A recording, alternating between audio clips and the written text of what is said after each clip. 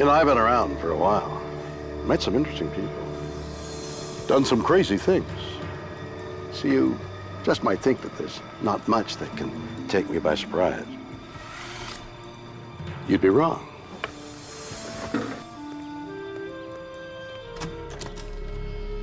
The world is full of stories, science, and things that amaze and confound me. Every single day, incredible mysteries that keep me awake at night. Some I can answer. Others just defy logic. Do monsters exist? In West Virginia, a town is terrorized by a 7-foot winged demon. Did it cause the death of 46 people? It had 2 huge black wings and no head, no arms. In Newfoundland, a macabre creature washes up on a local beach. Are our oceans concealing a megabeast? It was nothing that either of us had ever seen or could imagine.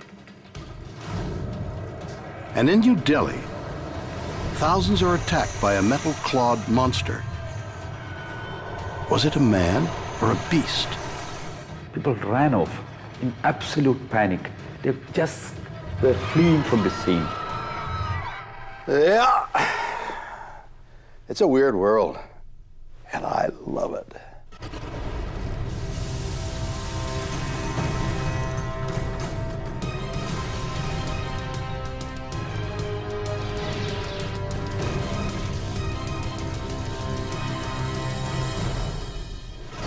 You know, I just had a lovely holiday in Scotland.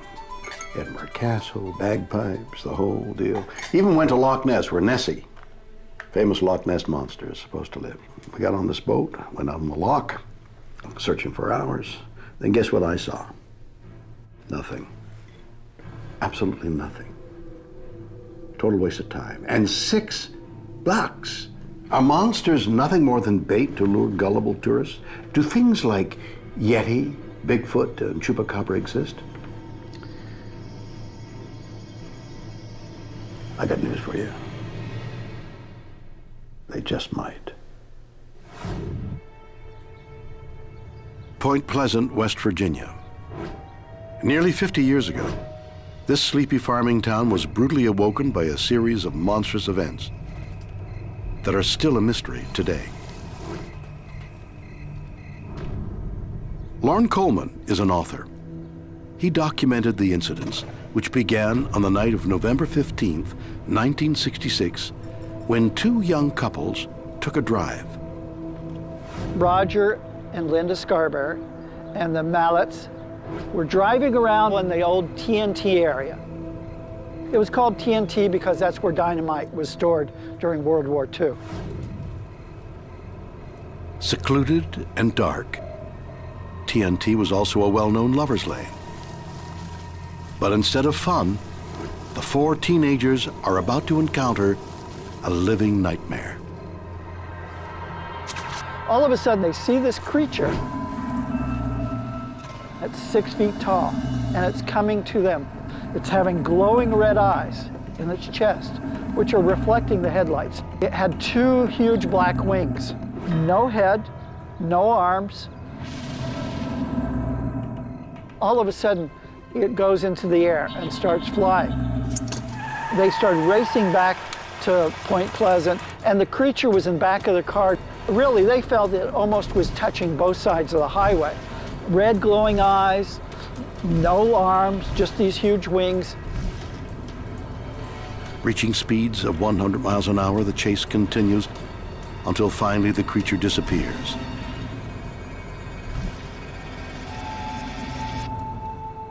Was there something unpleasant in Point Pleasant? The next day, they come back out there and they see it flying overhead. So all of a sudden, you get more and more kind of word of mouth in the town that this creature's been around, people were seeing it. The newspapers hadn't even caught on to the report yet. So the next day, you have Marcella Bennett saying she's going over to one of her relatives' houses, which it's a bunch of houses right along the road that leads to the TNT. She gets close to the house and all of a sudden on the roof of the house sees the Mothman. She's carrying her baby in her arms and falls on the baby. out of terror and fright, gets up, races off, and they tell the police too. What occurs, however, is that it's then that it gets into the newspaper, and all of a sudden you had, within a few weeks, 200 people saying that they'd seen the Mothman. This remarkable story sends shockwaves through the town. The media calls the creature the Mothman. Local resident Fay Laporte was 14 years old at the time. 3 days after the first sighting, she decided to visit the scene for herself. That's the road over there that we drove down, me and my brother, to come out here to try to find the so-called Mothman we heard about.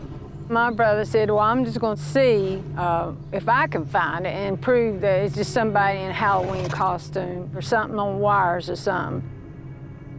As we got to the area, my brother kept looking past me to the window. I said, well, what is it? What are you looking at? He said, well, don't look right now. He said, but there's something beside the car there by the window. So he slammed the brakes on and just like it was nothing, just leaped right up on the car. Even though it was dark, you could still see the eyes. The eyes held me. The most red, I can't explain the red. It just was such a red that I just can't describe. It's just like a color that it looks like they're really lit up, but it's not a glow, but it's perfectly lit up that you cannot miss it. And it's like, that's all you see when you look at it. It had the features of a bird combined with a human. We were really scared, and I was begging and crying for my brother to go ahead and let's get out here. That's when I finally saw it open up its wings and just flew off in the sky so pretty, and it was gone.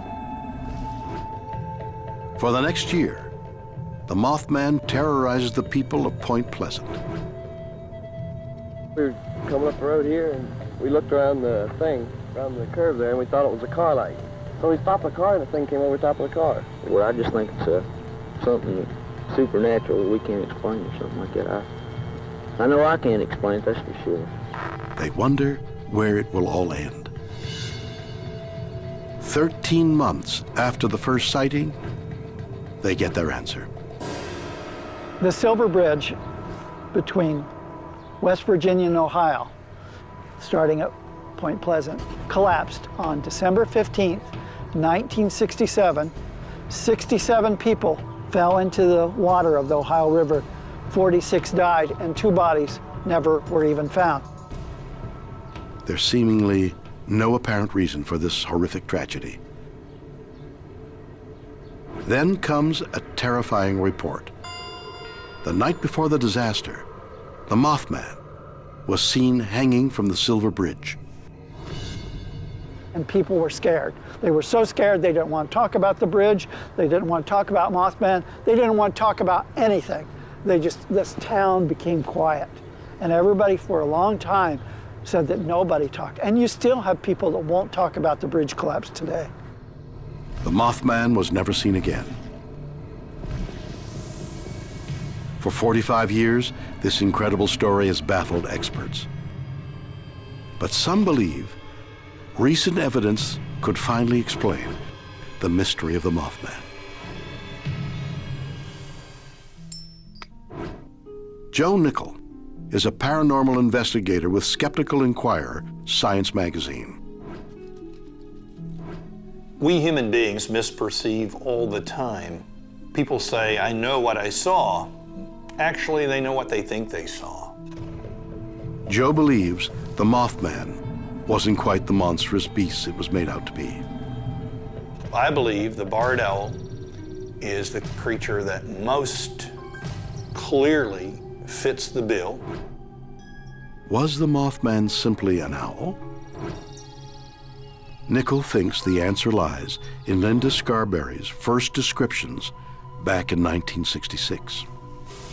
Her original description of Mothman is of a very large, winged creature.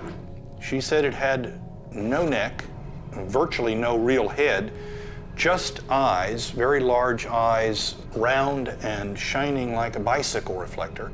In the owl family, there are different degrees of what's called eye shine.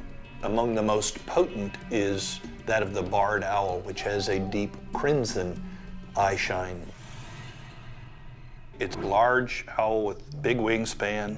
It would look like just eyes set at the top of a body with wings up. It flies in a silent moth-like flight. It has pretty much exactly the characteristics of Mothman, the original sightings. But does Nichols' theory explain the height? Eyewitnesses reported a creature that was 6 or 7 feet tall. We know that people misperceive, and I'm quite confident that somebody looking and not knowing what it is at night quickly and maybe being frightened by it, I dare say I would misjudge the distance and therefore misjudge the height. Keep in mind that the barred owl does not fly around with a yardstick in its claw for measurement purposes. So if you're looking at it and you don't know what it is, because it's a funny looking creature, so I think that people misperceived the distance and therefore misjudged the height. And they were excited and they kind of focused in on it, and that also made it loom large in their consciousness. Barred owls were at the site. This was the McClintock Wildlife Preserve, overlaps with the TNT area, and there were barred owls in that area. So I would say this in summary: if it looked like a barred owl and acted like a barred owl and had red reflector eyes, maybe it was a barred owl. It's incredible, isn't it? Here we have an entire town in fear of their lives from something that can't explain, a creature 7 feet tall that can fly 100 miles an hour and maybe even bring down a bridge, and they blame it on this guy? Don't get me wrong, he's scary if you're a field mouse. Perhaps the real question here is, why did so many people think they saw a monster and even blame it for the death of 46 people? Weird or what? A psychologist believes there's one sure way to solve the mystery of the Mothman: using fear. We're going to try to induce a mild case of mass psychogenic illness. A mysterious winged creature called the Mothman terrorizes a town in West Virginia. Is it proof that monsters exist? Jim Hurat is a psychologist. He believes the Mothman can be explained by a phenomena called MPI. Mass psychogenic illness, or MPI, is a psychological term for an outbreak of mysterious illness that has no medical cause, but it's entirely in someone's head. Before you know it, you have a contagion effect, whereby those social symptoms start spreading in a large group of people. Mass psychogenic illness tends to be associated with negatives because people oftentimes report and care about and give a lot of credence to dramatic things in the environment. And oftentimes, just from our evolutionary standpoint, those are dangerous things, negative things. So when it comes to illness, that's something we want to avoid. So if we see someone get sick, that grabs our attention. Just like when we see something that might be paranormal, that grabs our attention too. Was Mothman the result of social contagion? Huron believes he can prove his theory by showing what might have happened in Point Pleasant. We're going to try to induce a mild case of mass psychogenic illness. I've selected a group of volunteers. I'm going to give them the suggestion that they're going to be visiting a very haunted place in the woods. We're going to take them out there and let their imaginations take over.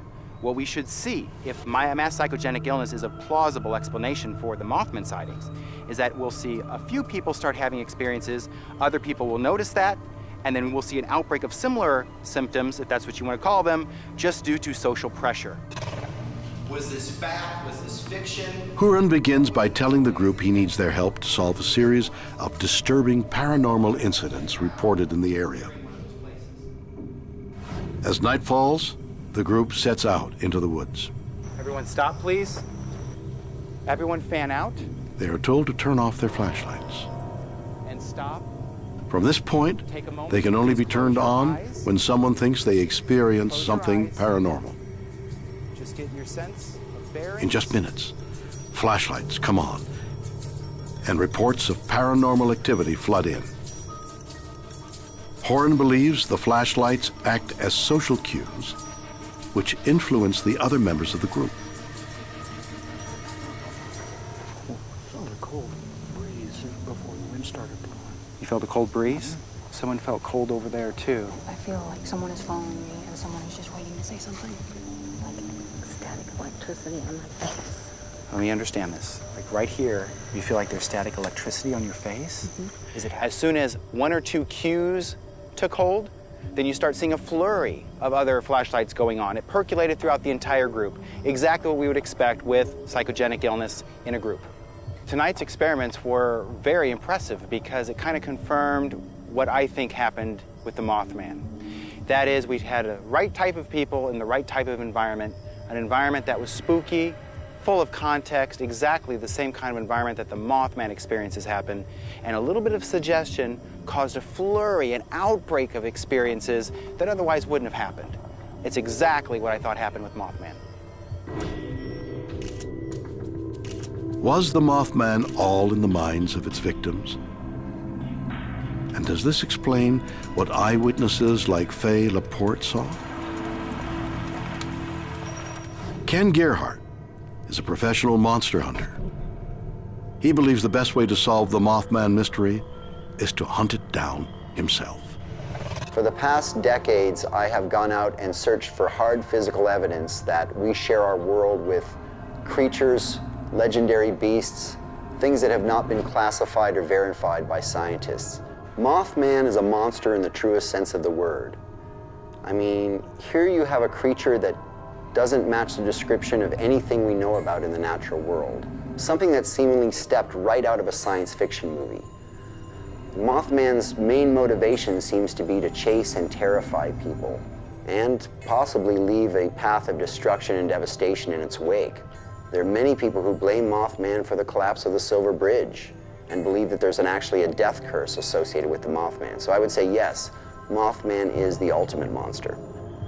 Gerhardt has come to the McClintock Wildlife Reserve, close to where the Mothman was first sighted.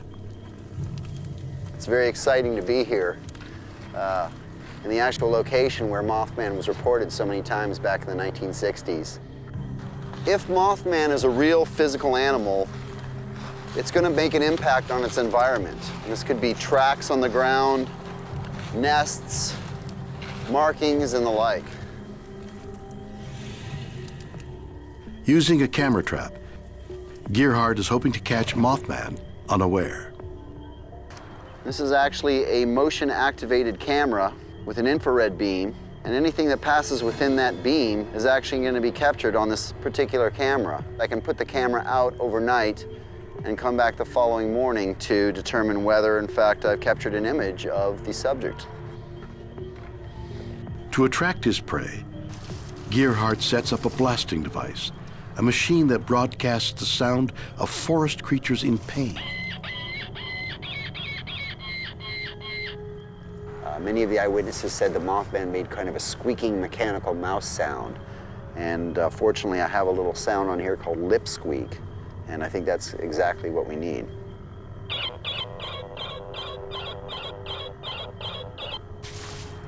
Did you hear that? Something moving around there in the brush. I don't know what it was, but basically that last sound definitely evoked some type of response or reaction.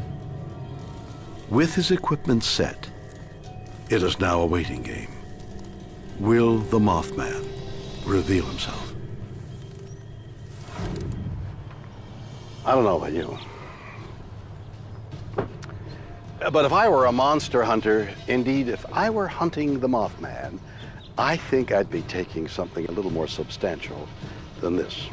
I mean, at least I think you take something like this. Wouldn't you?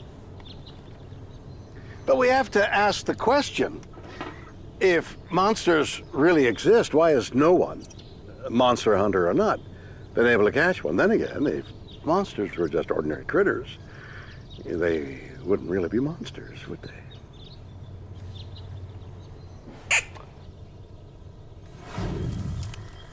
Returning the next day, monster hunter Ken Gearhart checks to see if he's found evidence of the Mothman. Huh. Well, unfortunately, it doesn't look like we got anything on film. I may have been a little bit wrong about the placement of this camera. Lesson learned here is that monster hunting is a very arduous and time-consuming process, and it may take quite a bit of time before we actually get an image of our quarry. The high-tech approach has failed to find anything, but Gearhart thinks he knows exactly what Mothman is. I believe Mothman to be the product of negative energy. Consider for a moment the main location where Mothman was encountered.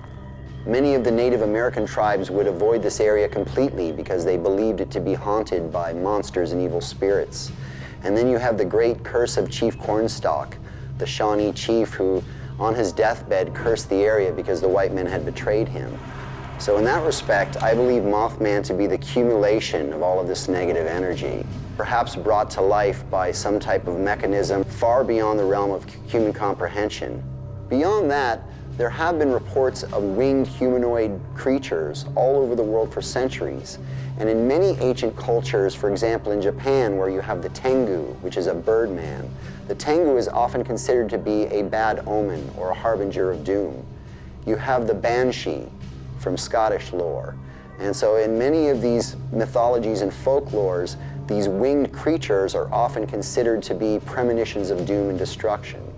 So I think that's a very interesting tie-in between Mothman and the timing of the bridge collapse. Was Mothman a bad omen that somehow materialized in Point Pleasant? Or could it simply have been mass hysteria created by an owl? Weird, or what?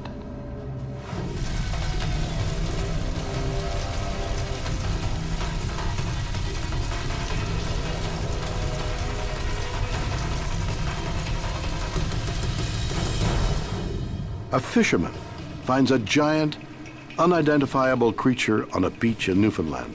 It was nothing that either of us had ever seen or could imagine. Are monsters lurking in the deep? Ah, hey, whoa. You know, I used to love fishing. Nothing better than the thrill of landing a big one, the ultimate challenge between man and beast.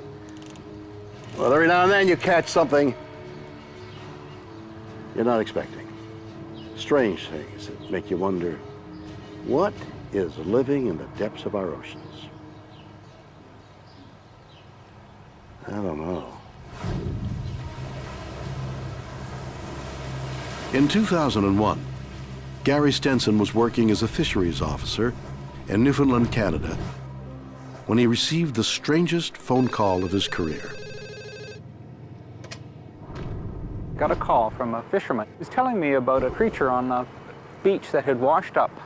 He started to describe it to me, and it sounded unlike anything that I had encountered. Mystified, Gary decides to meet the fisherman and investigate the strange sighting. It was a very isolated area, and as we came up to it, we saw this large creature laying on the beach itself. I've never seen anything that looked like this. The whole thing was tapering to the tail end, and once it got to the tail end, it just broke off. We had thought that it might be something like a giant squid, which we do have here, but there are no tentacles that look like that. It didn't also look like a whale or a shark, which it could be.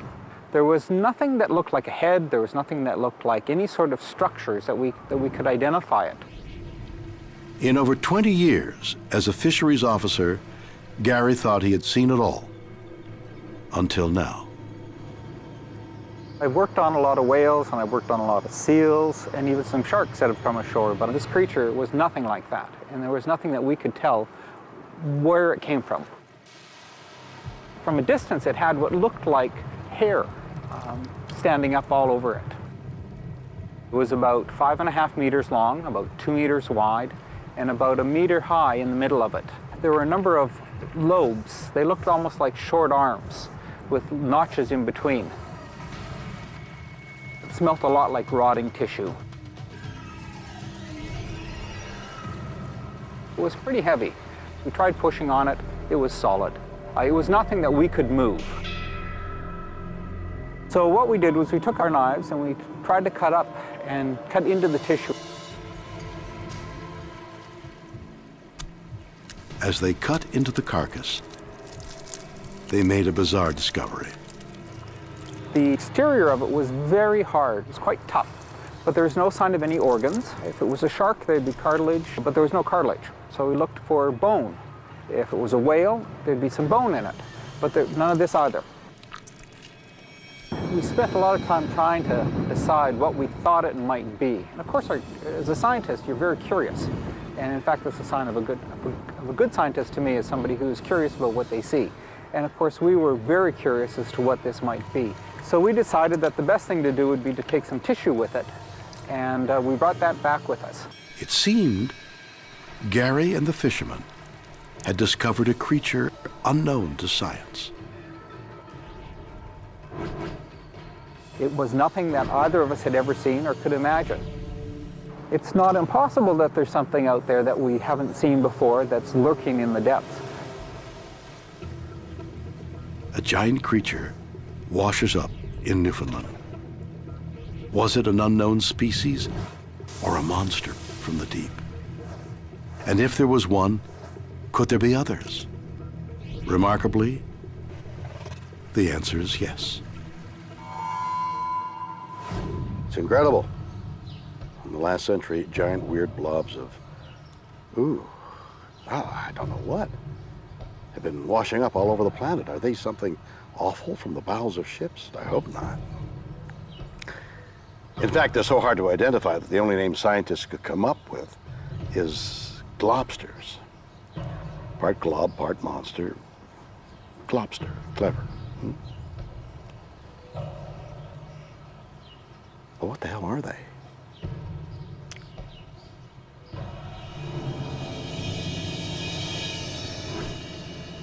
Matthew Waddell is a professor of anatomy. He believes the explanation is simple. It sounds like something very mysterious, something completely unknown to science. There are dozens of reports of globsters from around the world going back over a century. They're usually formless and they don't contain any bones. There's no evidence of a head or a tail or any limbs. They're just big, shapeless globs of flesh. But there's no evidence so far that they're anything other than dead whales. But if globsters are whales, how could tons of bones and internal organs be missing? Waddell thinks the answer lies in one of the strongest elements in nature, collagen, a protein found in whale skin. Collagen is similar to steel in terms of tensile strength, so it's one of the toughest substances known to man. If you feel the back of your heel, feel your Achilles tendon, that's a big rope of collagen the size of your finger. Now imagine something like that woven in overlapping belts around an animal 100 feet long, and you get some idea of the strength of whale skin. It's just incredible. Scientists think protective collagen allows whales to dive up to 2 miles below the surface of the ocean. Many submarines would crush before they got down to that depth. Collagen is their pressure suit when they dive and their armor against things like sharks that would try to take bites out of them. Waddell also believes collagen causes whales to decompose in a unique way. Decomposition for whales is an interesting process because whales are different from other animals in 2 ways mainly. The first is that they're so big, just their sheer scale influences how they decompose. The other thing is the skin of whales is unique in the animal kingdom. It's incredibly thick, it's incredibly strong. You can hang up the entire weight of a whale by a hook through its skin. When a whale dies, the skin doesn't fall apart the way that normal animal skin does. After death, scavengers rapidly devour the insides of a dead whale. But they leave the gristly collagen alone. And once animals have eaten their way into the body to get the good stuff, it's easy for the bones to slide right out and sink to the bottom of the ocean. The skin falls off like a sock off of a foot. And now you have a 100-foot long tube of skin floating through the ocean. But many globsters have tentacles, strange arms, even hair. Can Waddell's theory explain these bizarre features? Imagine the gnarliest piece of gristle you've ever encountered that's 100 feet long and a foot thick. It lasts essentially forever.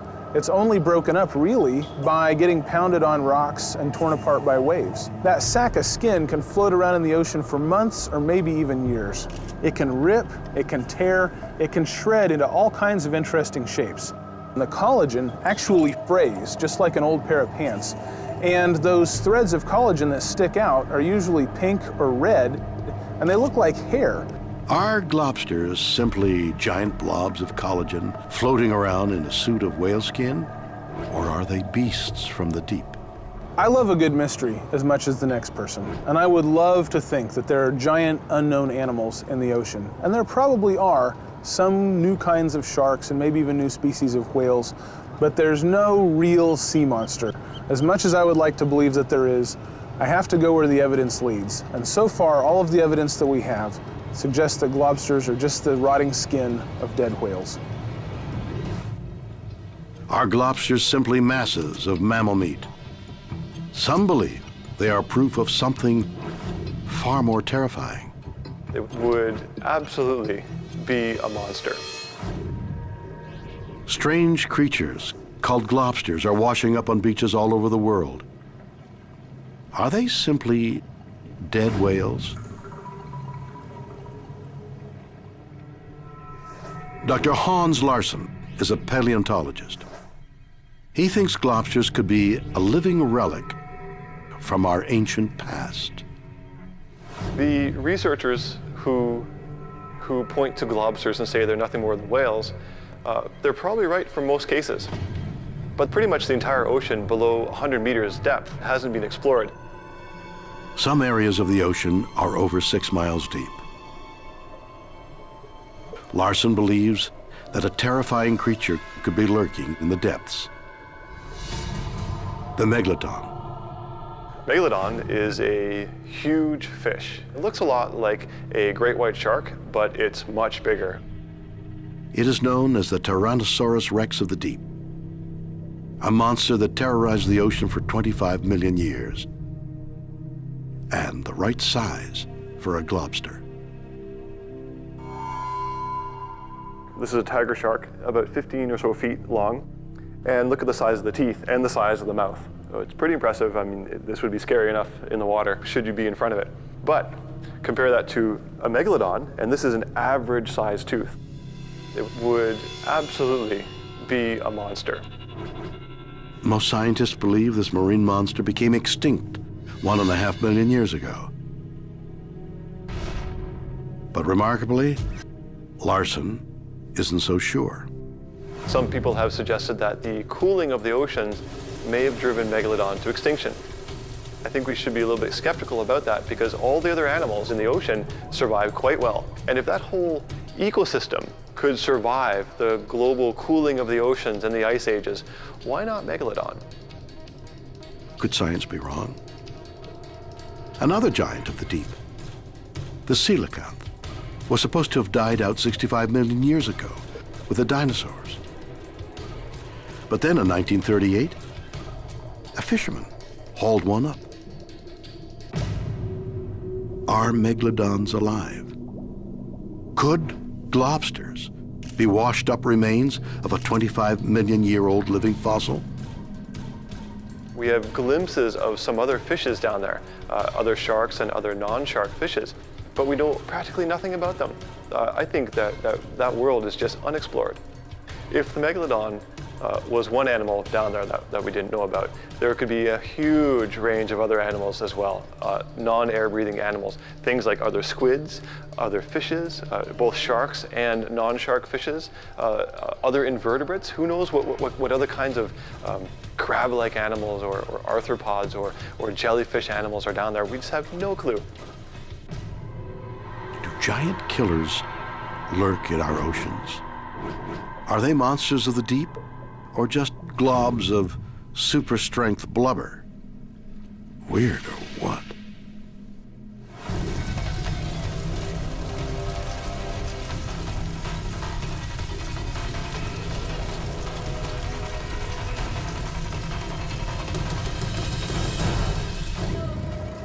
In India, a rampaging man-beast causes widespread panic in the nation's capital. They scream and cry and run off. It was absolute panic.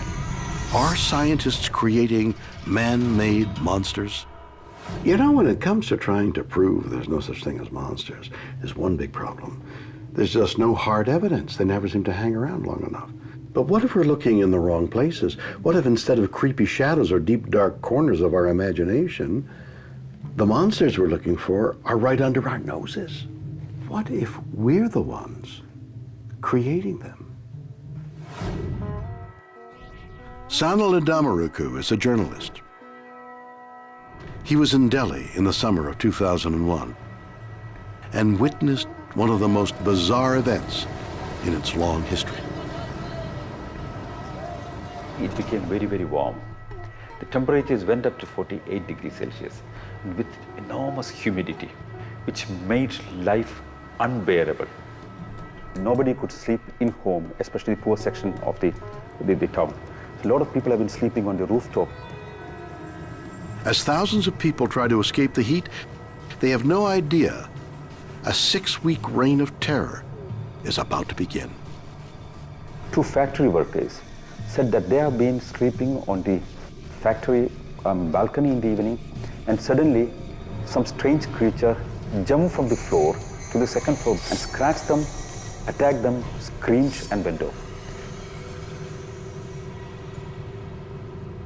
In a city home to thousands of monkeys, at first the attack seemed unremarkable, until the victims described what they had seen.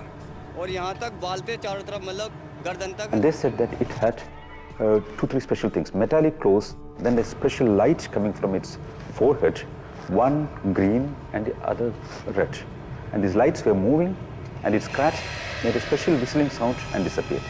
The story was like a wildfire. It spread everywhere. People have been speaking about this special creature. What had attacked the workers? Within 24 hours, the newspapers give the creature a name: the Monkey Man. The very next night, it strikes again. By the end of the week, there are reports of a dozen more attacks. People were so afraid. People ran off in absolute panic. They just were fleeing from the scene. They scream and cry, and hearing this sound, people shut off the windows, close lights. It was absolute panic. All the victims described the same thing: a hairy creature with metallic claws and strange lights. Everybody has been speaking about this special kind of movement that it has, as if it's controlled by somebody. Some people said that it could be a half-man, half-robot, and especially created by the neighboring country Pakistan to make trouble in India.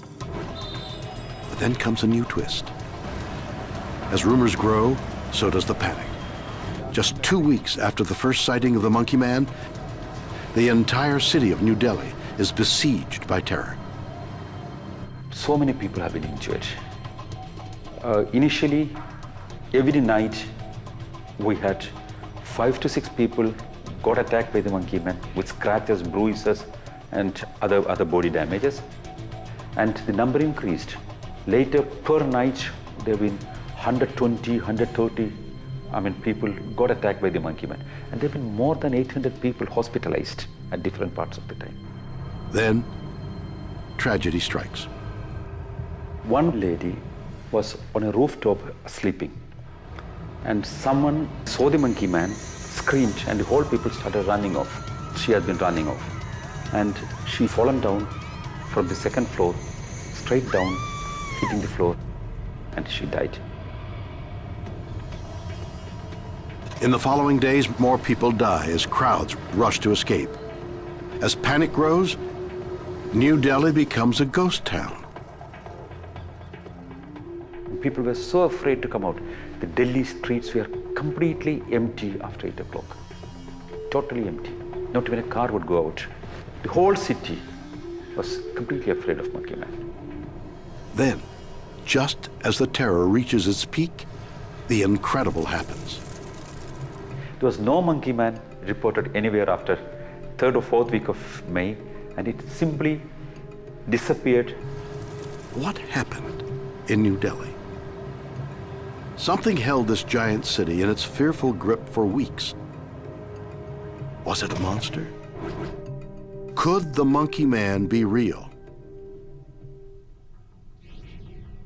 Jay Lakhani is a teacher of the Hindu religion. He believes the monkey man can be explained by Indian culture. There is nothing here that would make me feel that there's anything more than superstition, kind of rolled up with fear and rolled up with this idea of religious iconography, which just kind of produced this story. Lakhani thinks that powerful religious beliefs could have helped create the monkey man. In the Hindu tradition, the word avatar is very central. Avatar means one who descends. The Hindus say the spirit has a habit of descending to earth in human form. In the Hindu religion, gods known as avatars are believed to descend to earth in times of need. Many are depicted as part human, part animal. Was the monkey man a well-meaning avatar that was mistaken for something evil? India is a poor country struggling with lots of issues, so it's understandable the public would like to project the idea that an avatar is here to rescue them. Any sober Hindu, when he looks at the story in a very sober manner, will immediately come to the conclusion that this was not an avatar. It's not just my take on it, but every sober Hindu, no sober Hindu would really consider this to be an avatar, because there is nothing that the monkey has done which in a way reflects what an avatar is all about, which is to benefit humanity, not frighten it. You see, a lay person is very, very gullible. I suspect it is quite possible that a few pranksters got together, dressed up a couple of monkeys, and had set them loose on the streets of New Delhi. But for a lay person who is kind of steeped in religious tradition, it is understandable that suddenly when he sees a few pranksters, he somehow projects his own idea that this is an avatar on the streets of New Delhi.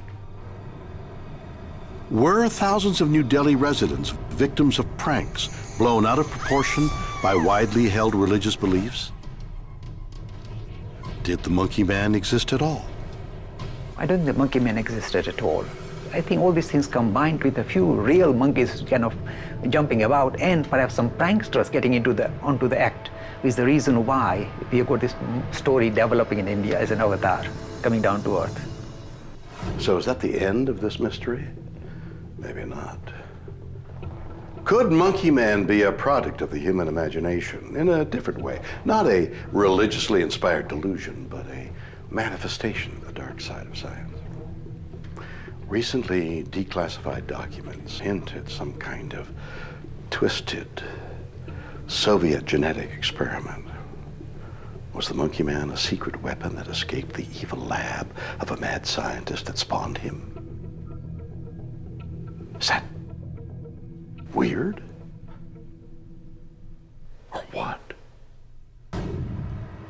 In New Delhi, thousands of people claim to have been attacked by a metal-clawed monster known as the Monkey Man.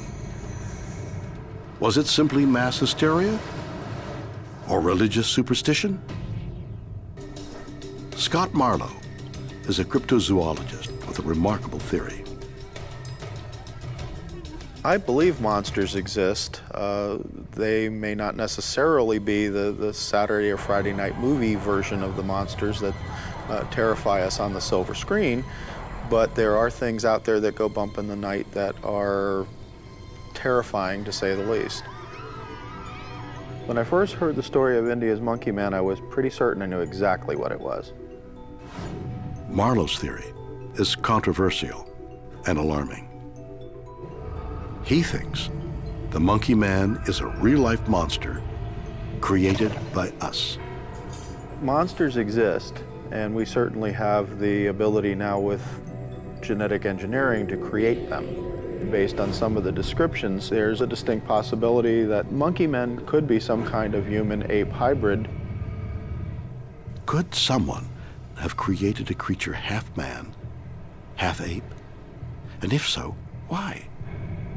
Incredibly, this concept isn't as weird as it sounds. It could even be based in fact. Declassified Russian military files have allegedly revealed that in the 1920s, Joseph Stalin secretly tried to create a super soldier.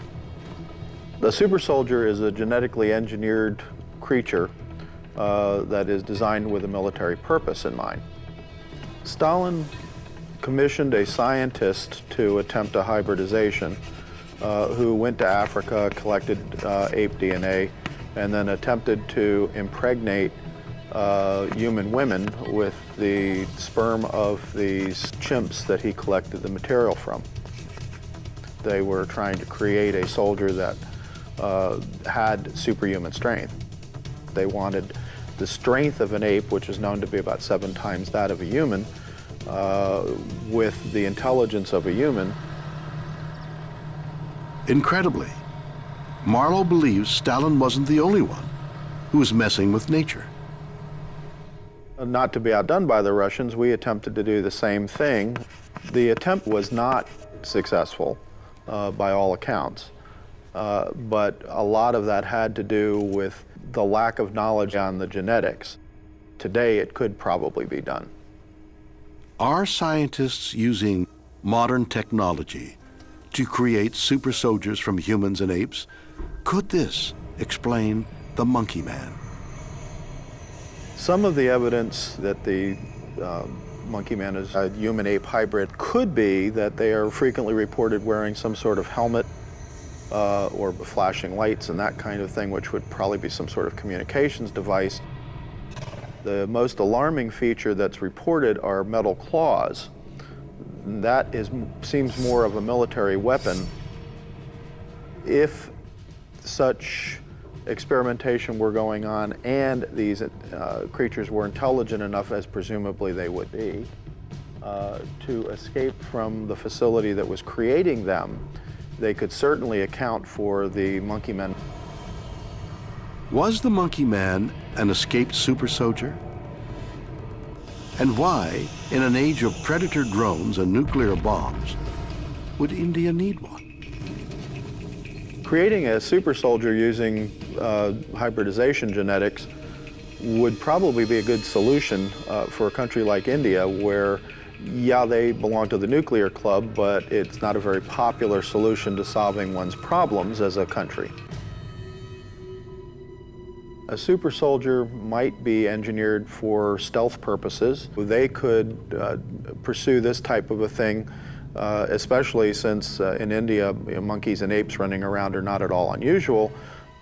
They could infiltrate, they could blend in, they could perform a number of different things in terms of intelligence gathering or otherwise performing some sort of military function without going detected.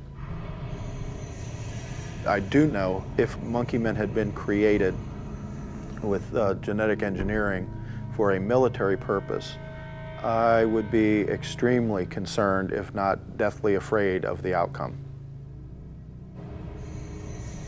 Was a hybrid man-ape let loose on the streets of New Delhi?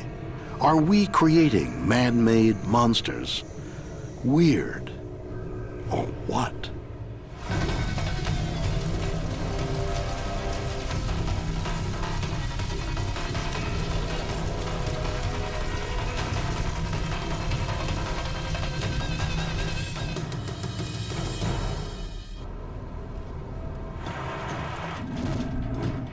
So there we have it, monster stories from all over the world.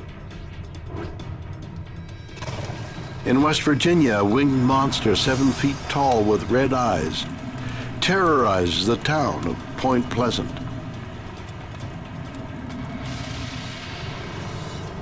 In Newfoundland, a mysterious giant mass of flesh emerges from the depths of the ocean.